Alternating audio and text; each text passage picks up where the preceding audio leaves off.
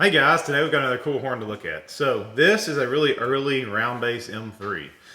This is actually a Canadian M3, but it's not an M3H. This is a Burnett Power Saws engineering company M3.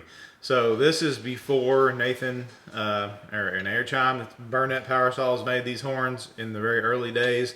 This one is original. And it has matching serial numbers. It's number 954, so 954. But anyway, other than that, it's just a regular M3. Really cool though, just an early one.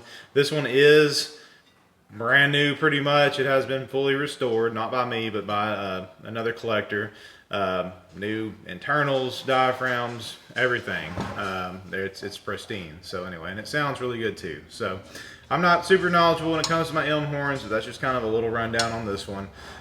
So anyway, y'all enjoy this, guys. This is a Burnett Power Saws Canadian M3.